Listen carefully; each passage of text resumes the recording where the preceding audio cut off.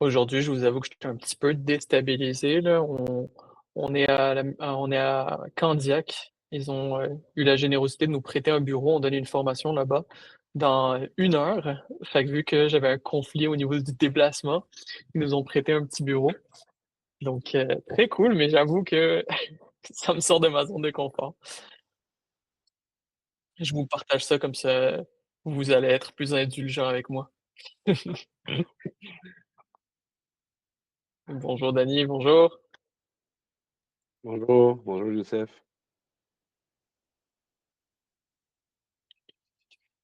Attendre encore un petit 2 minutes. On va pouvoir lancer ça. Euh, la rencontre va être enregistrée, puis je vais mettre ça dans une liste de lecture YouTube municipalité, comme ça vous allez pouvoir le regarder pour ceux qui seraient intéressés de le revoir ou ceux qui le manquent aussi. Donc,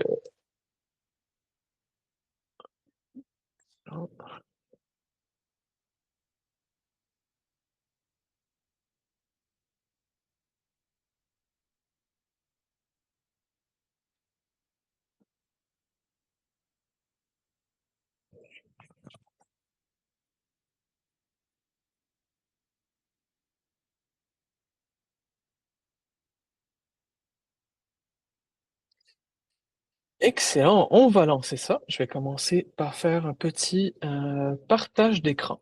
Fait que, comme vous l'avez sûrement vu dans le courriel, aujourd'hui, on va parler de différentes stratégies de prompting. Donc, on ne parlera pas du prompt parfait, mais plus des petites stratégies pour pousser l'intelligence artificielle à augmenter la qualité de sa réponse ou peut-être la faire un peu, la pousser pour je vais le dire en anglais, là, mais le think outside the box, la faire réfléchir autrement pour pouvoir vous donner une réponse qui va vous satisfaire le plus. Fait que c'est des petites stratégies qui peuvent être utilisées, de façon très simple, juste, par elles-mêmes ou vous pouvez l'utiliser dans un prompt parfait, ce qui peut aussi augmenter, la réponse. Fait que ça va être très souvent, vous allez voir ça là, ça va être des petites phrases qui vont pouvoir être ajoutées, juste des petites techniques qui vont pouvoir un peu, hem, changer un peu le mindset, je vais l'appeler comme ça, de l'intelligence artificielle pour la pousser à réfléchir un peu comme vous le désirez. Donc, je commence. Est-ce que vous voyez mon écran? Vous pouvez laisser un petit commentaire, pour me le confirmer ou vocalement? Excellent, parfait. Alors, la première stratégie, super simple, mais des fois on n'a pas le réflexe, c'est de simplement demander à l'intelligence artificielle de vous poser des questions. C'est aussi simple que ça, c'est une petite phrase. Lorsque vous commencez, vous avez un certain besoin, que ça soit ChatGPT, Munia, Copilot, peu importe. Vous pouvez simplement commencer par demander à l'intelligence artificielle de vous poser des questions par rapport à votre problématique. Fait que, ce que ça va faire, c'est que ça va permettre un peu de clarifier le problème ou le besoin exprimé, hem, comme j'ai mis ici au niveau de l'objectif. Donc, si j'ai un besoin précis, j'ai un peu de la difficulté à lui donner un peu tout le contexte nécessaire par rapport à mon besoin, ben, je lui dis: «Pose-moi des questions», puis là, elle va pouvoir un peu me relancer là-dessus. Donc l'idée, c'est d'identifier des angles et des précisions auxquelles on n'aurait pas nécessairement pensé. Donc c'est sûr que c'est une phrase super simple, mais sa puissance est assez impressionnante. Là, je l'utilise quand même assez souvent. Donc les avantages, affinage du problème, donc ça permet de mieux cerner les enjeux et les détails. Tu sais, on a tellement de choses à penser en tant qu'être humain, donc des fois, on en oublie. On oublie de mettre du contexte. Fait que là, ça le permet d'aller le chercher, différentes, enjeux qu'on n'aurait pas nécessairement pensé. Donc ça permet de, comme c'est écrit dans le point 2, de découvrir des aspects qui sont cachés. L'IA peut explorer des dimensions auxquelles on n'aurait pas pensé, juste avec des questions, qu'elle nous pose. Et le troisième point, ben, une interaction qui est un peu plus dynamique. Comme on l'a déjà dit dans la formation, puis on le redit, il faut voir l'IA comme un petit stagiaire ou comme votre petite assistante. Fait que le fait de interagir avec elle, naturellement, vous allez donner suffisamment de contexte éventuellement pour pousser l'intelligence artificielle à vous donner la réponse qui va vous satisfaire le plus. Donc, on commence léger, super simple, mais Le tester, c'est l'adopter, comme on dit. Exemple d'application, j'ai mis un petit exemple vraiment boboche, là, juste pour avoir un petit visuel, mais disons par exemple, pour mieux cerner les besoins de sécurité routière de notre municipalité, peux-tu me poser des questions pour identifier les points critiques? C'est un sujet qui est tellement large que j'aurais pas nécessairement pensé à donner suffisamment de contexte. Fait en lui demandant de me poser elle-même des questions, et non pas le contraire, ben, ça me donne des pistes d'idées, de contexte par rapport à la situation. Fait du sens? Excellent, je vois la tête de JP qui fait ça. Parfait. On passe au prochain point. Je vous en ai mis quelques-uns là, en espérant que vous allez trouver, chaussure à votre pied. Je sais vraiment pas si c'est ça l'expression, c'est pas ma force les expressions là, mais je vais continuer de même. Deuxième stratégie, amélioration de la question posée. Fait que ça, c'est quand même assez intéressant. Tu sais, des fois, là, je sais pas s'il y en a qui sont un peu comme moi, là, un peu TDA, là, où est-ce que vous avez de la difficulté à exprimer. Tu sais, c'est logique dans votre tête, mais tu essaies de l'expliquer à ton collègue. J'essaie de l'expliquer à Anthony, puis là, il est tout le temps: «Dude, il me manque tellement d'informations, là, je comprends pas ce que tu veux». Ben, l'intelligence artificielle, ça m'arrive aussi. Fait que ce que vous pouvez faire, c'est demander à l'IA, elle par elle-même, d'améliorer ou de reformuler votre besoin. J'ai mis question, mais le besoin en général pour la pousser à vous donner une réponse qui est un peu plus pertinente. Fait que l'idée, c'est de, comme j'ai dit, raffiner la demande initiale et obtenir une réponse qui sera un peu plus précise, un peu plus ciblée. Donc, je ne sais pas comment structurer ma tête. Fait en lui demandant d'améliorer ma question, ben là, j'ai une première étape. C'est comme si c'est une version simplifiée de lui demander de générer un peu un prompt parfait, mais de façon très, très simplifiée. Donc, par exemple, on peut lui dire: «Peux-tu améliorer ou reformuler ma question pour obtenir une réponse plus pertinente?» Aussi simple que ça, une petite phrase que vous pouvez ajouter avant votre requête complexe, ça peut décupler les capacités de l'intelligence artificielle. Donc, les avantages, on a une clarté qui est accrue, parce que comme j'ai dit, des fois, on a de la difficulté à exprimer un peu nos pensées, donc la question est reformulée et ça aide à mieux comprendre l'enjeu. Précision améliorée permet de cibler précisément les informations qu'on cherche, bien évidemment, et un gain de temps. Pourquoi? Parce que je réduis un peu le back and forth avec mon petit stagiaire de tantôt. Est-ce que on commence une discussion ensemble pour aller chercher tout le contexte nécessaire? Ben là, ça permet de en générer davantage avec une simple petite phrase. Petite application pratique super simple.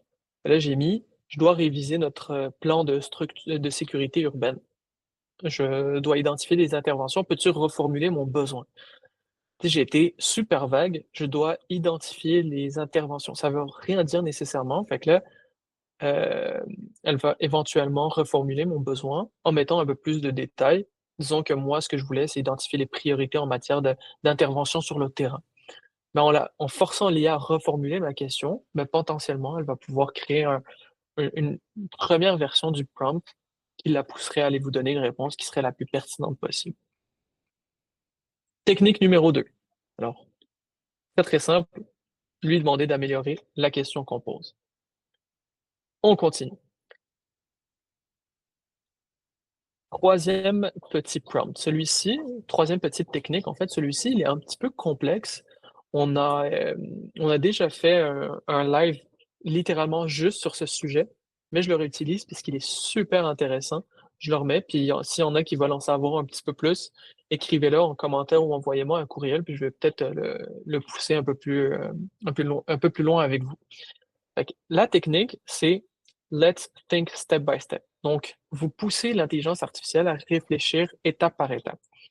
Parce que je ne sais pas si vous vous souvenez, mais le but de l'intelligence artificielle, c'est de vous donner une réponse. Juste vous donner une réponse le plus rapidement possible en quelque sorte. Puis des fois, quand on prend pas le temps d'y réfléchir, la réponse fait peut-être un peu moins de sens, même nous en tant qu'être humain.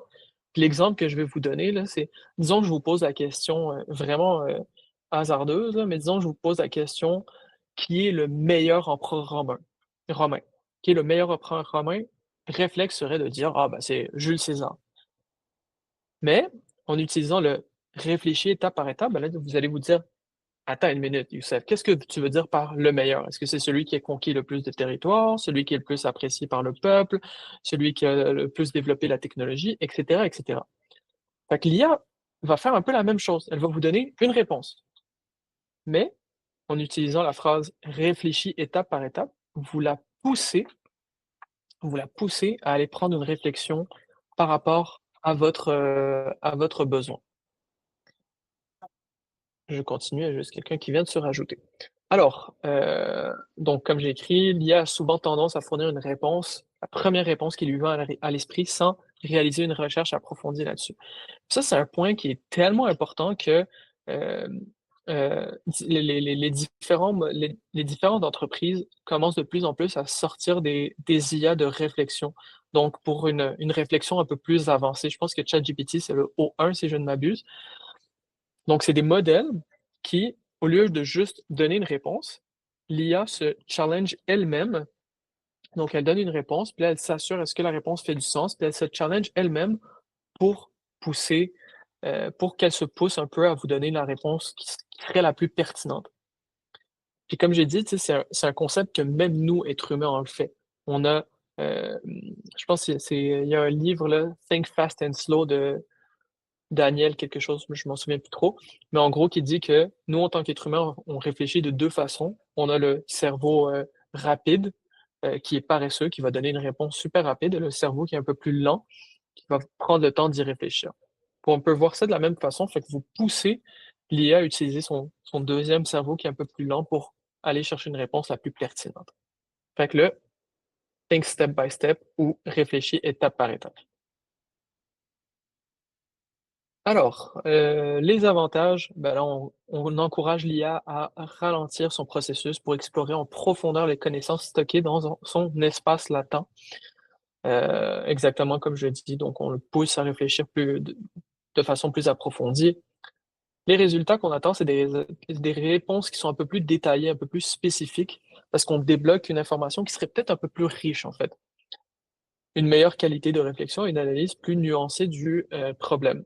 Hem, selon certaines, recherches, parce que ces stratégies de prompt sont quand même assez testées par rapport à différents sujets, ça améliore en général. Croyez-moi pas sur parole par rapport aux chiffres là, mais parce que, c'est assez, nébuleux, mais en moyenne, ça devrait améliorer la qualité de la réponse d'autour de 17 ce qui est quand même assez intéressant pour une simple petite phrase, pardon. Donc on incite l'IA à réfléchir étape par étape pour éviter de se contenter de la première petite réponse générée qui est souvent superficielle. Alors, petit exemple super simple, je lui dis: «Réfléchis étape par étape pour élaborer un plan de gestion de crise en cas d'inondation. Explique-moi ton raisonnement». Donc là, je l'ai poussé un peu plus loin, pas juste une réflexion étape par étape, je veux aussi qu'elle m'explique pourquoi. Souvent, elle le fait par elle-même, mais de cette façon, moi, j'ai un processus clair. Là, je peux identifier là où, je serais pas nécessairement d'accord avec ça. Et éventuellement, je peux la challenger pour, aboutir à, un plan de gestion de crise qui serait le plus pertinent pour moi. Ça fait du sens? Est-ce que vous avez des questions? Hésitez surtout pas, vous pouvez aussi les mettre en commentaire, je les ai ouverts, fait que je vais pouvoir les lire, ça me fera plaisir. Fait que celui-ci, c'est un concept qui peut être un peu plus complexe, mais pour vrai, testez-le, là, la qualité de la réponse pour des sujets qui sont un peu plus complexes, pas tout le temps nécessaire, mais pour des sujets quand même un peu plus complexes, ça peut être super intéressant.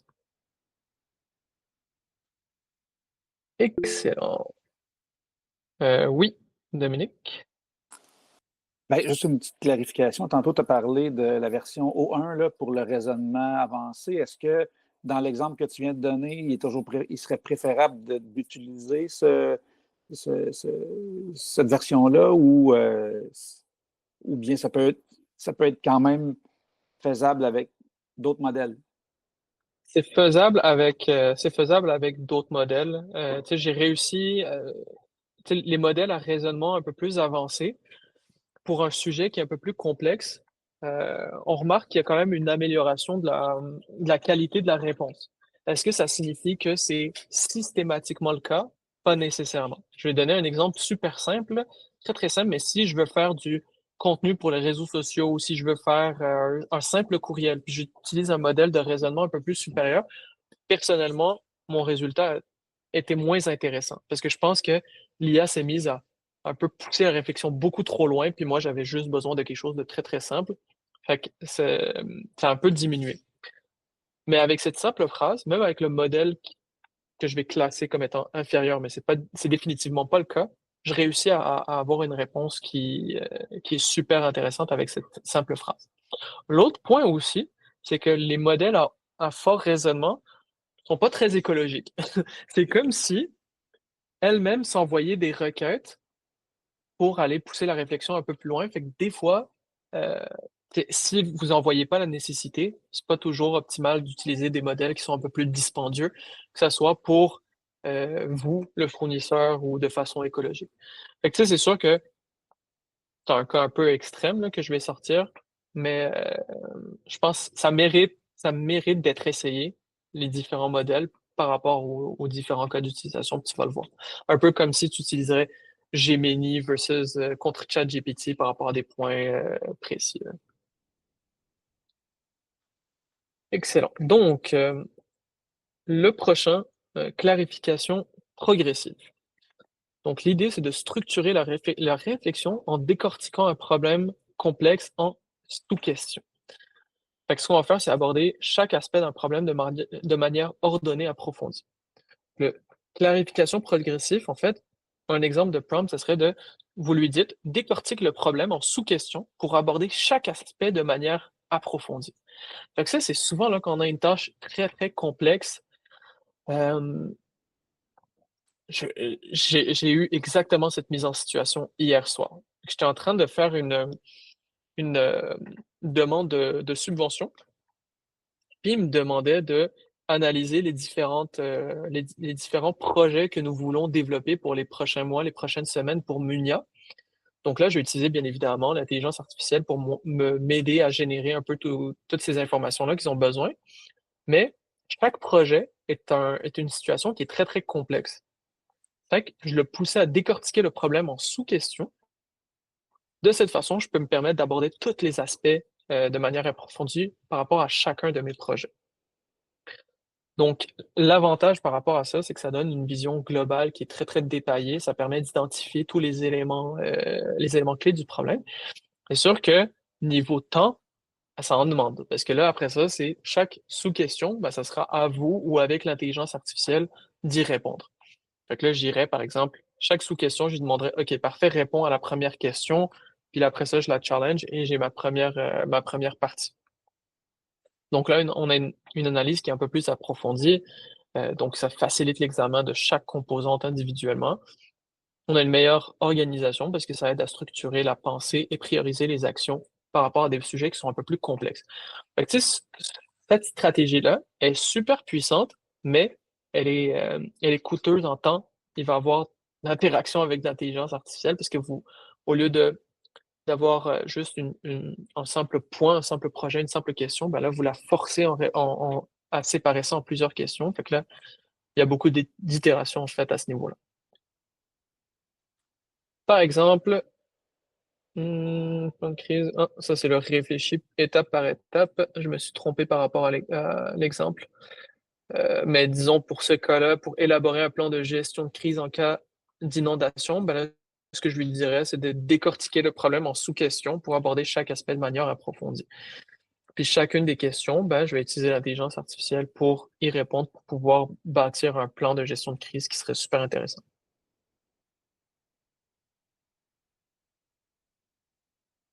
Le prochain point. Le prochain point, critique constructive. Celui-là est quand même assez intéressant, je l'aime bien. Alors l'idée, c'est de pousser l'IA d'analyser sa propre réponse. C'est quand même assez intéressant parce que je pense qu'on le dit assez souvent, là, c'est la première fois qu'une technologie de un peut vous dire qu'est-ce qu'elle est capable de faire ou qu'est-ce qu'elle n'est pas capable de faire, mais qui peut aussi se challenger elle-même pour vous donner une réponse. Ce sera pas Outlook ou Teams ou peu importe quel outil vous utilisez qui va faire ça pour vous, mais l'IA a cette capacité-là. Fait que ça permet en même temps d'identifier les points faibles et proposer des améliorations pour obtenir une version un peu plus aboutie de sa propre requête, de sa propre réponse. C'est super simple. En tout cas, ça sonne super simple, mais des fois, on n'a pas le petit réflexe. Fait que je vous le partage. Ça peut être quand même super intéressant. Oui, Dani. Ouais, c'est ça. Puis, tu sais, déjà, là, on voit que ChatGPT essaie de le faire lui-même. Des fois, il va te dire, je vais te faire deux réponses, dis-moi laquelle tu as préférée. Puis, il y a comme le réflexe lui-même d'essayer de Ouais, saisir la meilleure réflexion qu'il a générée. Je trouve que ouais. c'est un feature qui est. En tout cas, puis ça pop, tu sais, tu vois, des fois ça pop, des fois ça pop pas. Il te demande Mais c'est ça, c'est pas quel tu préfères. systématique. Oui, Ouais, c'est pratique. Puis là, tu en as deux. T'as sauvé le temps de dire reformule et tout ça. Tu en as déjà fait deux, puis là, il te propose un angle ou un ton différent. Je pense qu'après ça, lui-même, il réutilise ce feedback-là exact. qu'on lui donne pour s'améliorer. Là. Exact, exact. Non, c'est ça. Moi, ça fait longtemps qu'il m'a pas fait cette proposition-là. C'est quand même assez intéressant parce qu'après ça, j'imagine qu'eux, ils utilisent cette donnée-là, dépendamment de la réponse qui te semble la plus pertinente, ben, eux, ils vont l'entraîner là-dessus. Moi, ils me la posent plus cette question, mais c'est ça, c'est super intéressant le point que tu apportes, Dani. Nous, de notre côté, dans la plateforme Munia, je pense que tu l'as pas encore essayé, mais on a rajouté une fonctionnalité où est-ce que tu peux lui poser la même question deux fois pour te donner deux réponses. Fait que tu peux avoir ce contrôle là-dessus. Fait que ça fait en sorte que si tu hésites, s'il y a un sujet un peu plus complexe, ben là, tu as deux réponses, puis tu peux un peu déterminer. On force un peu la critique constructive. C'est une fonctionnalité que tu peux comme activer dans le fond, fait que tu as un contrôle là-dessus. Mais oui, des fois, il y a le réflexe de le faire. Personnellement, ça m'est pas arrivé depuis très longtemps, mais c'est hyper puissant, puis ça donne tellement de valeur parce que c'est comme si ça serait deux prompts en un. Ben là, un peu de la même façon, je lui dis, par exemple, dans l'exemple du prompt, donne-moi une première réponse, puis identifie ses points faibles pour que nous puissions les améliorer. Fait que c'est pas juste deux prompts, c'est que je lui demande de critiquer sa propre réponse pour la pousser plus loin. Ça, c'est super intéressant aussi avec les agents. Fait que si vous avez créé vos propres agents, vous pouvez par exemple demander à ChatGPT, à Munia, peu importe, vous prenez la plateforme, le canevas blanc, de générer la première réponse. Après ça, vous prenez cette réponse, vous lui donnez à l'agent qui la challenge, puis qui donne les points faibles et les points à améliorer. Concept, encore une fois, extrêmement simple, mais extrêmement puissant. Ça, c'est intéressant parce que c'est tous des petits concepts, je sais pas si vous le ressentez, mais c'est tous des petits concepts qui sont très humains, que j'aurais très bien pu, si j'avais un stagiaire, il me donne le projet, je suis comme, OK, critique-le moi. C'est quoi les points faibles? Là, par rapport à ça, ben là, super, parfait, améliore-les. Fait que c'est très, très humain. Alors, avantage de l'amélioration continue, comme je l'ai dit avec mon petit stagiaire, ça permet de raffiner la réponse initiale en ciblant précisément les éléments à corriger. On a une transparence du raisonnement. On encourage l'IA à expliciter et analyser les forces et les faiblesses de sa réponse. On a bien évidemment un gain de qualité. Ça nous aboutit à une réponse qui est plus complète et fiable grâce à une auto-évaluation critique. C'est bien de le faire en tant qu'humain, c'est bien de le faire avec l'intelligence artificielle. Petit exemple, donc, pour proposer une solution d'amélioration des espaces verts dans notre ville, donne-moi une première proposition, puis identifie ses points faibles afin que nous puissions l'optimiser. Là, je l'ai mis en une requête, mais dans un cas comme ça, moi, j'aurais préféré le mettre en deux requêtes. Fait que je lui demande de me faire la première version, puis après ça, je lui demande de la challenger pour pas que j'aille trop de contenu généré d'un coup, puis peut-être que ça diminue un peu la qualité de ma réponse initiale. Fait que je le ferai en deux requêtes, même si là, je l'ai mis en un. C'est ma petite recommandation. Alors, il est 25. Je vais me laisser quelques minutes de questions. Donc, c'était un peu tout pour aujourd'hui. Si vous aimez le format, dites-le moi. J'en ai des dizaines d'autres de stratégies comme ça que je vais pouvoir vous partager. Fait que écrivez-le en commentaire si vous aimez le format. On va pouvoir le refaire. C'est tout, c'est des petites phrases, c'est des petites façons de réfléchir qui sont super simples, mais qui poussent l'intelligence artificielle de façon très drastique. Fait que si c'est quelque chose, un format que vous aimez, mettez-le en commentaire, on va pouvoir le réutiliser. Puis pour le restant du temps, si vous avez des questions, n'hésitez pas, je suis là pour ça. Sinon, ben, je vais être à Candiac si vous voulez nous voir en personne aussi. Je vais arrêter le petit partage d'écran. Short and sweet. Yes, exact. Donc, c'est ça. Je vais mettre la présentation sur YouTube. Fait que s'il y en a qui veulent réécouter ou s'il y en a qui veulent forcer leurs collègues à l'écouter aussi, vous allez pouvoir le trouver directement là-dessus. Ça a été enregistré grâce à Fireflies. Fait que vous allez pouvoir trouver ça. Génial. Merci Dani. Super. Toi qui Merci es beaucoup. génial. Très intéressant. Merci à toi. Merci Super. Merci Ça fait beaucoup. plaisir.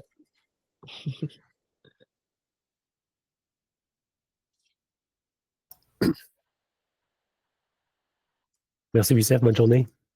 Salut JP, bonne journée à toi. Bonne chance.